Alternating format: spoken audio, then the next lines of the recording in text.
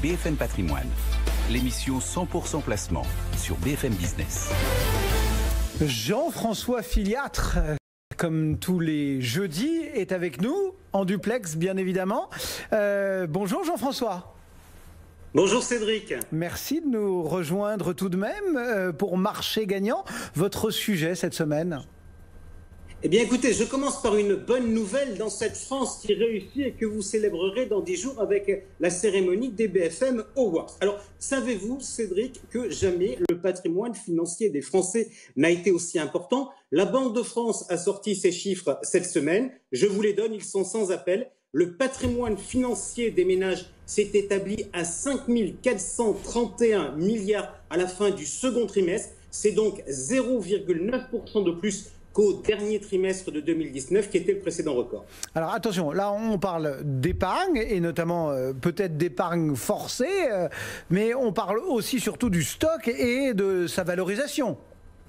Alors effectivement, si on retient votre approche, Cédric, la Banque de France constate que sur le dernier trimestre qu'elle analyse, c'est-à-dire le second trimestre, l'effet de la hausse des marchés a été bien plus important que l'effort d'épargne. Certes, il y a eu 80 milliards de flux nouveaux, mais le patrimoine financier a progressé par ailleurs de 190 milliards grâce à la forte remontée de la bourse. Enfin, 80 milliards épargnés sur cette période, c'est colossal. Ouais, c'est colossal. Et pour Alain Tourgeman, qui est le directeur des études économiques et de la prospective de la BPCE, le mouvement d'épargne va se poursuivre au troisième trimestre, même si en pratique, il va quand même un peu se ralentir à cause de l'effet des confinements. Bon, vous avez commencé en faisant un clin d'œil au BFM Awards et on vous en remercie, mais enfin, c'était pourquoi ? C'était pour nous tirer une balle dans le pied en nous disant qu'on n'a pas de trophée patrimoine. Enfin, je veux dire, les BFM Awards, on célèbre les chefs d'entreprise essentiellement. En fait, vous glorifiez la réussite et les chiffres le démontrent. Le patrimoine des Français est à son niveau historique. Alors, voyez-vous, aujourd'hui, je me suis dit, tiens, tu pourrais réfléchir, Jean-François, aux critères que tu chercherais à mettre en avant si jamais tu étais membre d'un jury patrimonial.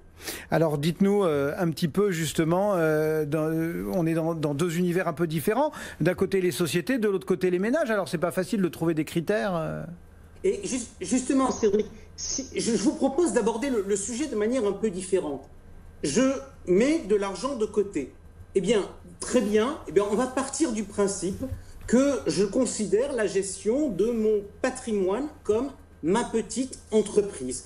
Ma petite entreprise que je vais devoir manager au mieux. Alors déjà, comme toute entreprise, eh bien, je dois avoir un objet social. Alors en règle générale, ça va être d'utiliser mon portefeuille pour répondre à différentes attentes. Qu'il s'agisse par exemple de compléter ses revenus pour consommer, de préparer sa retraite ou par exemple d'organiser sa succession. Et j'aurais presque tendance à vous faire un petit clin d'œil. Cédric, si vous voulez être à la pointe, au moins du marketing, vous pouvez même vous rajouter une raison d'être. Vous pouvez dire, tiens, je vais œuvrer pour un monde plus juste, plus propre, plus équilibré ou que sais-je. Bon, qui dit entreprise, dit quand même la volonté de faire des bénéfices. Et c'est une assez bonne idée. Effectivement, nous vivons dans un monde où, oui, je le pense, mieux vaut gérer son patrimoine avec un peu cette idée en tête, quelque part, de gagner de l'argent. Quel est le profil de manager que vous auriez tendance à pousser, à soutenir, j'ai envie de dire, si vous étiez membre de ce potentiel jury ? Alors écoutez, je vais reprendre un peu ma carrière. Et en fait, dans les différents types de managers, il y a une espèce que j'ai rencontrée assez souvent. C'est ce que j'appelle le manager contrôleur de gestion. Alors, en pratique de l'entreprise, il connaît surtout les tableaux Excel. Alors, si je transpose dans l'univers patrimonial, ce type de manager, il va adorer les palmarès. Quoi ? Un fonds qui fait plus 7% quand le marché baisse. Génial. Le pourquoi du comment, il s'en moque un peu. Alors, je ne vous cache pas que ces dernières années, ce type de manager a pas mal consommé en termes de gestion de l'H2O, sans trop regarder comment les fonds étaient investis. Bon, comme vous avez choisi de filer des métaphores, on va poursuivre. Il y a la réduction de coûts aussi, non ? Ah, ça, c'est l'un des grands dadas du contrôleur de gestion. Ce profil, en termes d'épargnant, va être très sensible aux frais. Génial, un truc sans frais d'entrée, génial, je prends. Juste, il peut parfois oublier que l'absence de frais d'entrée peut cacher des frais majeurs sur notre poste. et je pense notamment aux frais de gestion. Ouais, ça peut être un peu caricatural, j'ai envie de vous dire, Jean-François, parce qu'il existe quelques produits d'épargne dont on parle pas mal, qui ont peu de frais ou des frais faibles et qui sont quand même, entre guillemets, intéressants. Il y a les ETF, par exemple. Eh bien écoutez, si vous le permettez, on va pas en débattre aujourd'hui, mais si vous voulez, un beau jour, on reviendra sur le sujet, en particulier si vous avez une raison d'être. Pourquoi ? Parce que les ETF, me semble-t-il, posent un problème d'organisation du système, avec des questions. Qui bâtit les portefeuilles ? Quel est l'impact sur les sociétés d'actionnaires qui ont grosso modo pas intérêt à s'exprimer sur la stratégie de l'entreprise ? Est-ce que ça ne refile pas tout le pouvoir au conseil d'administration ? Cette absence de contre-pouvoir est-elle une bonne ou une mauvaise chose ? Moi, je ne vous le cache pas, j'ai toujours aimé les contre-pouvoirs. Cela dit, on va revenir à notre sujet. Franchement, la réduction de coûts n'a jamais fait une stratégie durable. Vous parlez de quoi là ? D'entreprise ou de patrimoine ? Les deux, mon général. Quand vous dirigez une entreprise, ça a du sens de faire de la réduction de coûts si vous avez du gras. Mais il arrive un moment où, en fait, votre stratégie de réduction de coûts, elle va vous empêcher de délivrer correctement. Eh bien, l'application de la stratégie de la réduction de coûts à l'univers des placements, vous savez à quoi elle nous mène ? Elle nous mène directement au compte courant. Pourquoi ? Parce que, sauf sur les produits d'épargne réglementée, les livrets A, les LDDS, les LEP ou encore l'épargne logement, produits qui sont tous plafonnés, eh bien, sur tous les autres placements, vous avez des frais. Donc, si vous ne voulez pas payer de frais, vous ne placez pas votre argent.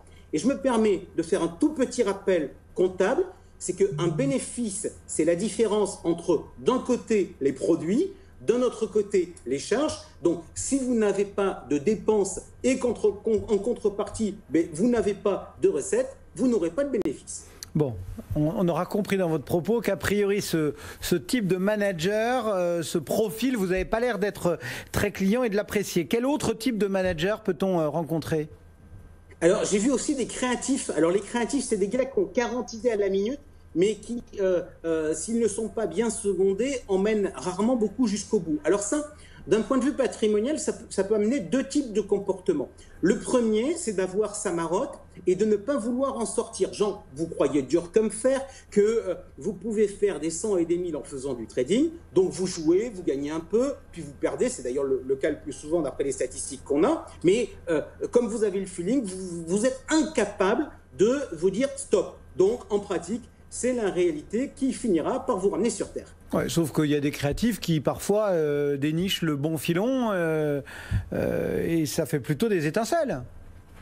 Ouais, c'est vrai, mais combien d'entrepreneurs pour un Steve Jobs ou un Elon Musk ? Alors, le risque, c'est quoi ? C'est en fait, quand vous êtes créatif et que vous voulez sortir des sentiers battus, c'est que vous vous retrouviez à acheter de la forêt au Brésil, que vous vous lanciez dans les vaches laitières, dans les parkings en Allemagne, bref, des solutions financières où, dans nombre de cas, vous finirez par ne pas retrouver votre argent. Alors, voyez-vous, là, en fait, moi, me semble-t-il, là, on trouve un des points clés, une des principales problématiques de l'épargne. Pourquoi ? Parce que quand vous êtes dans une société, si vous avez correctement bâti votre équipe, en fait, vous bénéficiez d'une complémentarité.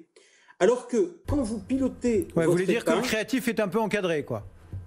Voilà. Alors que, en fait, quand vous pilotez votre épargne, en fait, vous êtes seul. Et c'est dur d'être seul, soit pour se réfréner en se disant « j'ai certes des idées, mais là, franchement, je délire », soit pour, à sens inverse, appuyer sur le bouton. Et je vais vous dire, pourquoi les épargnants adorent lire ou écouter une multitude de conseils, par exemple, sur les valeurs. C'est pas pour savoir ce que pensent les gens qui parlent, mais en fait, c'est pour un jour ou l'autre, finir par trouver quelqu'un qui va penser comme vous et qui va vous permettre de passer à l'action. Et à ce moment-là, qu'est-ce qui se passera ? Vous vous direz, si ça marche, moi, investisseur, je me dis que j'ai été bon, et si je ne marche pas, franchement, le gars que j'écoutais à la télé, c'était quand même un abruti. Oui, on connaît ça. Bon, vous nous avez quand même développé là déjà deux cadres dans lesquels on pouvait évoluer, et c'était deux « j'aime pas ». Il y a quelque chose que vous aimez ? C'était un peu un coup de gueule. Alors, je vais quand même essayer de vous faire une synthèse. Déjà, d'après ce qu'on nous dit, c'est que le plus important, c'est l'objet social de votre petite entreprise patrimoniale. Alors, avec Marché Gagnant, on considère que la bonne approche, c'est celle par le risque. Donc, en fait, on part du risque accepté et on va vous dire le poids d'actions à avoir en portefeuille. Vous pouvez d'ailleurs faire le test sur le site. Bon, c'est quand même très traditionnel. Il n'y a pas beaucoup de créatifs dans cette idée. Non, alors en fin de la créativité, j'y suis plutôt favorable, mais je pense qu'il faut la contrôler. Alors déjà, première chose, rester dans les sentiers battus, c'est en fait déjà se faciliter le travail. Pourquoi ? Parce que l'on a des repères. Sortir des sentiers battus, c'est en fait accroître son échelle. D'un côté, on accroît son espérance de gain, et d'un autre côté, on accroît également son risque de perte. Donc en fait, Cédric, vous pouvez tout à fait le faire, mais si j'ai un conseil à vous donner, c'est de le faire sur une partie seulement de votre patrimoine, avec l'idée en tête que vous pouvez tout perdre. Donc vous voyez, je ne déroge pas à mon approche par le risque. Bon, donc vous m'avez quand même embauché. Mon créatif, il me reste sur les bras mon contrôleur de gestion. Vous lui trouvez une place ou pas ? Eh bien écoutez, votre contrôleur de gestion, il est capital. Et si vous voulez bien gérer votre patrimoine, Cédric, je vous donne un conseil, réveillez le contrôleur de gestion qui sommeille en vous. Mais de grâce, ne lui donnez pas pour mission de faire la stratégie. Le contrôleur de gestion, il doit contrôler, alors on va dire par exemple, la structure de bilan. Ça va être par exemple l'équilibre entre les grandes familles de risque. Si ma méthode par exemple vous dit 50% en sans risque entre guillemets, parce que vous savez que je pense que le sans risque n'existe pas, et 50% en action, et que la bourse flambe, vous allez très vite vous rendre compte que votre portefeuille va devenir déséquilibré. C'est donc au contrôleur de gestion de tirer la sonnette d'alarme. Il doit aussi contrôler la perf des différents produits par rapport à la moyenne. Je vous le dis tout de suite. Si vous cherchez que les meilleurs, vous êtes foutu, ça ne marchera pas. Donc l'ambition, c'est d'avoir plus souvent raison que tort. Et puis le contrôleur de gestion qui sommeille en vous, il doit aussi regarder non pas le couple rendement-risque, mais moi je dis il faut regarder le couple rentabilité-frais.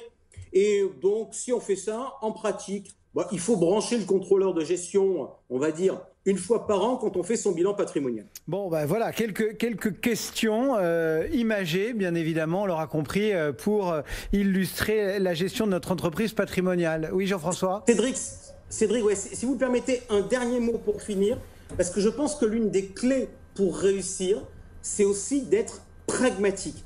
Moi, j'aime bien les concepts où on se dit on va se fixer une ligne et on n'en sortira jamais. Et si je poursuis la métaphore par rapport à l'entreprise, combien d'entreprises en création ressemblent au business plan qui avait été fait à l'origine lorsqu'elles ont 3 ans d'ancienneté ? À mon avis, aucune. Donc, un bon gestionnaire doit être très pragmatique.